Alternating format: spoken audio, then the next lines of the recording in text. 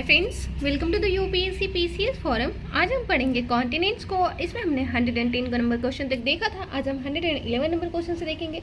इसके पहले मैं आपको बोलूँगी प्लीज फ्रेंड्स, अगर आपने चैनल को शेयर एंड सब्सक्राइब नहीं किया है, चैनल को जरूर शेयर एंड सब्सक्राइब कर ले। कमेंट सेक्शन में बताना ना भूले वीडियो कैसा लगा आपको। साथ ही साथ आप हमारे Telegram channel UPSC PCS forum को भी ज्वाइन कर सकते हैं। वहाँ पे द हिंदू और इंडियन एक्सप्रेस के जो इंपॉर्टेंट आर्टिकल्स होते हैं वो शेयर किए जाते हैं। चलिए स्टार्ट करते हैं 111 नंबर क्वेश्चन से। Consider the following statement. The white pine trees is used for obtaining newsprint in the North America. Wood for furniture is obtained from oak and willow trees. हमें बताना है यहाँ पे कौन सा स्टेटमेंट जो है वो करेक्ट है। तो पहला जो है कि व्हाइट पाइन ट्री जो है वो ऑब्टेन होता है न्यूज प्रिंट के लिए, obtaining news print in the North America. तो न्यूज प्रिंट के लिए वो इंपॉर्टेंट होता है व्हाइट पाइन ट्री। बिल्कुल सही बात है। हमने पिछली क्लास में देखा कि टैगा है, ये टैगा स्पेसीज है आपका पाइन ट्री, और ये हेल्प करता है हमें न्यूज़पेपर मेकिंग में। तो बिल्कुल सही बात है। पहला wood for furniture is obtain from oak and willow trees. तो दोनों ही स्टेटमेंट यहाँ पे करेक्ट है कि जो फर्नीचर के लिए हम वुड का यूज़ करते हैं वो ओक और विलो ट्रीज से मिलता है। आपको पता है विलो जो है इंडिया में जम्मू एंड कश्मीर वाले रीजन में बहुत ज़्यादा मिलता है। विलो ट्रीज आपको पता होगा बैट, इंडियन क्रिकेट मतलब क्रिकेट का जो बैट होता है, सॉरी इंडियन क्रिकेट में बोला, जो भी क्रिकेट का बैट होते हैं वो विलो ट्रीज से ही बनते हैं, जो कि काफ़ी अच्छा होता है। तो ये आपको पता होगा। तो ऑप्शन नंबर सी हो जाएगा हमारा राइट आंसर। देख लेते हैं एक बार एक्सप्लेनेशन भी। White pine and spruce trees are used for obtaining newsprint in North America. This paper is of thick and cheap type. तो इसका क्यों यूज़ किया जाता है? क्योंकि ये थिक होता है और दूसरा ही ये चीप होता है। Soft wood found in taiga forest is use to make furniture. Wood from oak and willow trees are use to make furniture. 112 number question देख लेते हैं। एंड 112 नंबर क्वेश्चन है हमारा, the grand bank of famous region for fishing is found near which of the following island. तो grand bank जो कि एक famous reason है फिशिंग के लिए, तो वो कहाँ पे पाया जाता है, कौन से आइलैंड के किनारे पाया जाता है, ये हमें बताना है। तो पहले है ग्रीनलैंड, सेकंड है न्यू फाउंडलैंड, थर्ड है आपका विक्टोरिया एंड फोर्थ है आपका Baffin. Actually major fishing zone जो होता है वो कहाँ पे मिलता है, तो वो जहाँ पे कोल्ड और वार्म करेंट जो मीट करते हैं, कोल्ड करेंट और वार्म करेंट जो है वो मीट करते हैं, मिक्स करते हैं, तो वहाँ पर मोस्ट इम्पॉर्टेंट जो होता है वो फिशिंग जोन क्रिएट होता है। ठीक है। जो ग्रैंड बैंक है ये हमें देखने को मिलता है न्यू फाउंडलैंड वाले रीजन में, यानी इसी आइलैंड के पास हमें ये देखने को मिलता है। ऑप्शन नंबर सी हो जाएगा हमारा right answer. Great bank of famous region for fishing is found near Newfoundland. There is a shallow sea around the northeastern coast of North America in which an abundance of fish are found. Tuna and salmon fish are caught from here. तो ध्यान रखेंगे कि actually North America के eastern वाले part में हमें ये फाउंडलैंड देखने को मिलता है, न्यू फाउंडलैंड, और वहाँ पर न्यू फाउंडलैंड मिलता है। और वहाँ पे ही फिशिंग क्यों देखने को मिलता है, क्योंकि यहाँ पर जो वार्म करेंट है और कोल्ड करेंट है वो आके मीट करते हैं। यानी लेब्राडोर करेंट जो है वो कोल्ड करेंट है, जो कि ये नॉर्थ वाले रीजन से आते हैं, और साउथ वाले रीजन से आती है आपकी गल्फ स्ट्रीम, और दोनों ही मीट करते हैं और बनाते हैं एक फिशिंग जोन को जिसको ग्रैंड बैंक बोलते हैं, और ये मिलता है हमें न्यू फाउंडलैंड आइलैंड के पास। 113 नंबर क्वेश्चन देख लेते हैं। कॉटन एंड टोबैको, आप टेंशन न लें, हम देखेंगे इसको अभी मैप में। Cotton and tobacco are found in which of the following region in North America.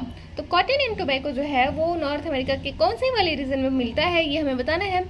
तो हमने कल देखा था Colorado plateau, great basin, Mississippi basin.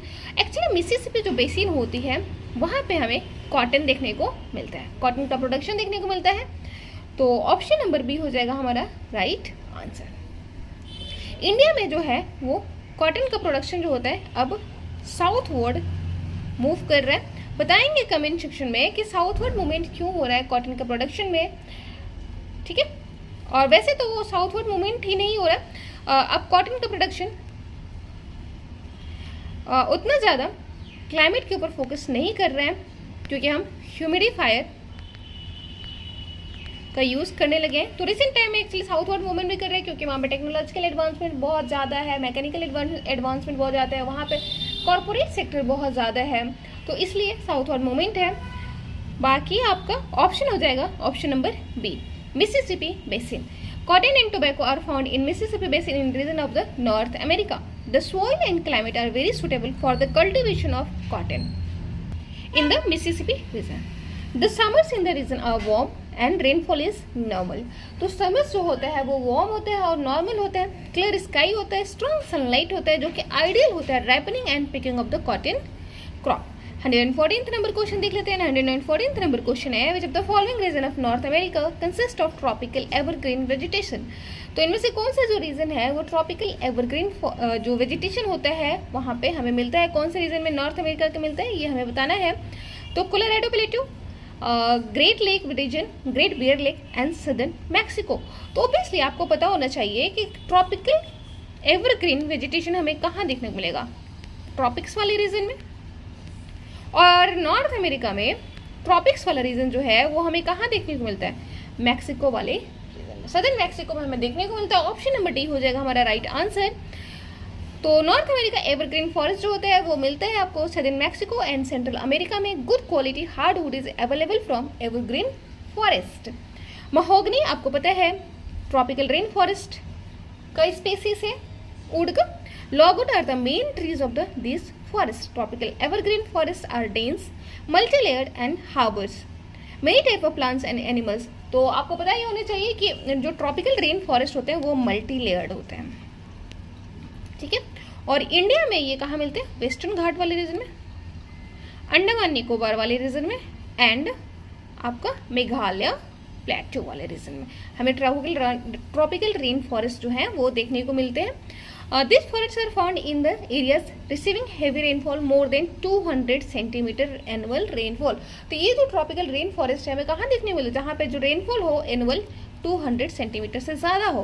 और आपको पता है कि हमारा मेघालय प्लेट्यू का रीजन जो है जैसे कि मासिनराम एंड चेरापूंजी, ये दोनों ही जगह में वर्ल्ड का सबसे ज़्यादा बारिश जो है वो हमें यहाँ पे ही देखने को मिलती है, रेनफॉल देखने को मिलता है. और इसलिए हमें वहाँ पे ट्रॉपिकल रेन फॉरेस्ट देखने को मिलते हैं. 115th नंबर क्वेश्चन देख लेते हैं. और ये question arrange the following physical feature of USA in a correct sequence from east west to east using the course given below. तो वेस्ट टू ईस्ट हमें बताना है कौन सा जो होगा. तो एक चीज़ तो आपको पता होना चाहिए कि अपलाशियन जो माउंटेन है वो ईस्टर्न पार्ट में है, नॉर्थ अमेरिका के ईस्टर्न पार्ट में है अपलाशियन माउंटेन. और ये हमने काफ़ी अच्छे से देखा हुआ है. और रॉकीज भी हमने देखा है वेस्टर्न पार्ट में है, लेकिन रॉकीज के वेस्टर्न में हमें देखने को मिलता है सियरा नेवाडा. और आप टेंशन नहीं लेंगे, हम मैप अभी देखेंगे अच्छे से. तो सियरा नेवाडा जो है वो हमें रॉकी के वेस्ट में देखने को मिलता है. उसके बाद आपको रॉकी देखने, उसके बाद आपको ग्रेट प्लेन्स हमने देखा था कल, और ईस्ट में हमने कंप्लीट एप्लाशियन देखने को मिलता है. तो ऑप्शन नंबर हमारा हो जाएगा यहाँ पे, ऑप्शन नंबर बी हो जाएगा correct answer. West to east अगर हम करेंगे तो सबसे ज़्यादा वेस्ट में है सियरा नेवाडा, उसके बाद Rockies mountain, then Great Plains and Appalachian mountain. Sierra Nevada जो है वो माउंटेन रेंज है वेस्टर्न यूनाइटेड स्टेट्स का, और ये मिलता है हमें Central Valley of California and Great Basin में. रॉकी माउंटेन जो है वो स्ट्रेच करता है more than 4800 kilometre from the British Columbia in Canada to New Mexico in North America. तो ध्यान रखेंगे रॉकी माउंटेन का जो स्ट्रेच है वो कितना है, 4800 किलोमीटर से ज़्यादा है. और ये कहाँ से कहाँ तक होता है, British Columbia in Canada to New Mexico in North America. Great plains जो है ब्रॉड एक्सपेंस है, फ्लैटलैंड का लोकेटेड है ये west of the Mississippi river. हमने देखा था मिसिसिपी रिवर के बारे में, जो कि ड्रेन करती थी किसमें, गल्फ ऑफ मैक्सिको में. And east of the Rocky mountain much of it covered in the prairies, steppes and grasslands. Appalachian mountains जो है वो सिस्टम ऑफ माउंटेन्स है eastern to the north eastern North America. और ये पहली बार formed हुआ था ऑर्डोविशियन पीरियड में 480 मिलियन ईयर्स अगो. ये ओल्ड फोल्ड माउंटेन्स है. 116 नंबर क्वेश्चन देख लेते हैं. और 116 नंबर क्वेश्चन है हमारा, north eastern part of USA receive rainfall by which of the following wind system. तो नॉर्थ वेस्टर्न जो पार्ट है वो रिसीव करता है कौन से विंड सिस्टम से रेनफॉल, ये हमें बताना है. पहला अगर आपको ध्यान में लगे तो ट्रेड विंड्स कहाँ पे होता है, ये आपके ट्रॉपिक्स में हमें देखने को मिलता है. Trade winds tropic of cancer और ट्रॉपिक ऑफ कैप्रिकॉर्न के बीच में हमें देखने को मिलता है ट्रेड विंड, ठीक है. नॉर्थ ईस्टर्ली ट्रेड विंड होता है और साउथ ईस्टर्ली ट्रेड विंड होता है, ये आपको पता होना चाहिए. और ट्रॉपिकल साइक्लोन तो नहीं होगा ऑब्वियसली, यहाँ पे north western part of USA की बात कर रहे हैं तो ट्रॉपिकल तो नहीं होगा। अगर आपको थोड़ा सा भी मैप के बारे में ध्यान है कि अमेरिका का जो अमेरिकन जो कंटिनेंट है वो कहाँ पे लोकेटेड है, तो आप ज़रूर पता कर पाएंगे कि ट्रॉपिकल साइक्लोन तो वहाँ पे नहीं होगा। थर्ड है आपका वेस्टर्ली विंड, बिल्कुल सही बात है, वेस्टर्ली विंड ही हमें देखने को मिलते हैं north western part of the USA, और इसी की वजह से वहाँ पे होता है रेनफॉल। ठीक है, तो और इंडिया में नॉर्थ वेस्टर्ली मतलब वेस्टर्ली जो विंड होती हैं उसकी वजह से रेनफॉल कहाँ पर होता है, तो वो हमें देखने को मिला नॉर्थ वेस्टर्न जो पार्ट है इंडिया का वहाँ पर हमें देखने को मिलता है वेस्टर्ली के कारण, जिसको हम बोलते हैं वेस्टर्न डिस्टर्बेंस। वेस्टर्न डिस्टर्बेंस, और ये हेल्प करता है रावी क्रॉप के राइपनिंग में, ठीक है, हार्वेस्टिंग में, कल्टीवेशन मतलब बोल सकते हैं। North western part of USA receive rainfall because of the westerly wind. It rains here almost all the time. The main reason for this mountain range which obstruct the passes of air. Due to westerly wind, more rainfall occur in western region of the mountain and amount of rainfall is less in the eastern part of the mountain. बिल्कुल सही बात है, मोर rainfall जो हमें कहाँ देखने को मिलता है, वेस्टर्न पार्ट में, और ईस्टर्न पार्ट में हमें लो रेनफॉल देखने को मिलता है। 117 नंबर क्वेश्चन है, और consider the following assertion and reason and choose the correct code. हमें बताना है यहाँ पे desert vegetation is generally found in the Colorado basin in the region of North America. Colorado Basin comprises of high temperature and lack of rainfall. हमें बताना है यहाँ पे कौन सा स्टेटमेंट जो है वो करेक्ट है। तो पहला स्टेटमेंट बिल्कुल करेक्ट है कि डेजर्ट वेजिटेशन हमें कहाँ देखने को मिलता है। सॉरी बहुत ज़्यादा आवाज़ आ रही होगी, इसके लिए मुझे माफ़ करेंगे। डेजर्ट वेजिटेशन जो है वो मिलरी कहाँ मिलता है, कोलोराडो बेसिन में, नॉर्थ अमेरिका का। ये बिल्कुल सही बात है, डेजर्ट वेजिटेशन हमें यहीं पर देखने को मिलता है जहाँ पे रेनफॉल जो है वो कम हो। ठीक है, मतलब लेस देन आपका 75 सेंटीमीटर होना चाहिए, और मोस्टली मतलब 25 सेंटीमीटर से 75 सेंटीमीटर बोल सकते हैं, उससे भी कम। Colorado basin comprise of high temperature and lack of rainfall. तो एक्चुअली डेजर्ट का मतलब डेजर्ट जो रीजन होता है वो डेजर्ट वहाँ पे क्यों होता है, क्योंकि वहाँ पे पोटेंशियल इवेपोरेटेड ट्रांसपिरेशन जो होता है, पोटेंशियल इवेपोर ट्रांसपिरेशन जो होता है वो फार हाइयर होता है, किससे, आपका रेनफॉल से, और इसीलिए यहाँ पर हमें देखने को मिलता है डेजर्ट। ठीक है, तो दोनों ही स्टेटमेंट हमारे यहाँ पे करेक्ट है, और बिल्कुल जो रीजन है वो करेक्ट एक्सप्लेनेशन करता है एसर्शन का, इसीलिए हमारा आंसर जो हो जाएगा ऑप्शन नंबर ए हो जाएगा। ऑप्शन नंबर ए हो जाएगा हमारा right answer. Desert vegetation is generally found in the Colorado region of North America due to high temperature and lack of rainfall in the Colorado region of the North America. Desert vegetation जो है वो यहाँ पाए जाते हैं। Different type of cactus, different types of thorny shrubs are found in the Colorado basin. 118th number question देख लेते हैं, and 118th नंबर क्वेश्चन क्या कहते हैं, Which of the following region in the USA has Mediterranean climate? तो कौन से reason में यूएसए के हमें मेडिटेरियन क्लाइमेट देखने को मिलता है। आपको पता है मेडिटेरियन रीजन हमें यूरोप में देखने को मिलता है, मेडिटेरियन सी, ठीक है, और यूरोप के साउथ में और अफ्रीका के नॉर्थ में देखने को मिलता है, हम अभी देख लेंगे उसको भी। तो यहाँ पर पूछ रहा है कि जो मेडिटेरियन क्लाइमेट है यूएसए के कौन से रीजन में पाया जाए। और तो मेडिटेरियन क्लाइमेट होता कैसे है, यहाँ पर जो विंटर होता है वो वेट होता है, और समर जो होता है वो ड्राई होता है। ये होता है आपका Mediterranean climate. Option number B हो जाएगा हमारा राइट आंसर। सदर्न कैलिफोर्निया वाला रीजन जो है वहाँ पर हमें देखने को मिलता है ऐसा ही climate, Mediterranean type of climate, जहाँ पे समर जो होता है वो ड्राई होता है, विंटर जो होता है वो वेट होता है, और यहाँ पर जो विंटर का वेट होता है, वेट होने की वजह है वेस्टर्ली विंड, जो कि ये कैरी करती है आपका मॉइस्चर को और रेनफॉल फॉर्म करती है। ठीक है, एक्चुअली अगर आपको क्लाइमेट के बारे में या एटमॉस्फेयर के बारे में अगर आपको आइडिया होगा तो आपको पता चल रहा होगा कि जैसे ही सन का अपवर्ड जो मूवमेंट होता है, सन का अपवर्ड मूवमेंट होता है, तो अपवर्ड मूवमेंट की वजह से क्या होता है कि जो ट्रॉपिकल जोन है वो हमें इमेजिनरीली ऊपर देखने को मिलता है। खैर इसके बारे में हम कभी और डिस्कस करेंगे, और आपको पता ही होगा मॉनसून में भी यही कॉज क्रिएट करते हैं। तो यहाँ पर, और अगर थोड़ा सा डाउट हो तो आप हमारे उसमें जा सकते हैं, प्लेलिस्ट में जाके क्लाइमेटोलॉजी को पढ़ सकते हैं। तो summer dry here and winter receive rainfall due to westerly wind. Evergreen type of trees is found in this region. Mediterranean climate zones are typically located along the western side of continent between 30 to 40 degree north and south of the equator. तो ये भी ध्यान में रखना है कि ये हमें नॉर्थ टू साउथ जो 30 से 40 डिग्री लैटिट्यूड होता है वहाँ पर देखने को मिलता है। 119th नंबर क्वेश्चन देख लेते हैं। विच of the following type of vegetation grown in North America for obtaining furniture. तो कौन सा जो वेजिटेशन होता है जिसका यूज़ होता है फर्नीचर को ऑब्टेन करने में, तो वो होता है आपका temperate hardwood forest. Temperate hardwood जो फॉरेस्ट होता है उसका यूज़ किया जाता है फर्नीचर को बनाने में, और ये हमें नॉर्थ अमेरिका के यहाँ पे बात की जा रही है। ठीक है, ऑप्शन नंबर बी हो जाएगा हमारा राइट आंसर। तो नॉर्थ अमेरिका में फर्नीचर जो होता है वो ऑब्टेन्ड होता है टेम्परेट हार्डवुड फॉरेस्ट से।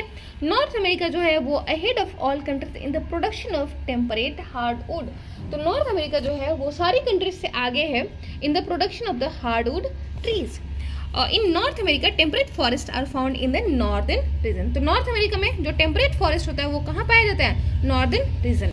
120 नंबर क्वेश्चन देख लेते हैं और आज का ये लास्ट क्वेश्चन होगा, उसके बाद हम मैप को देखेंगे।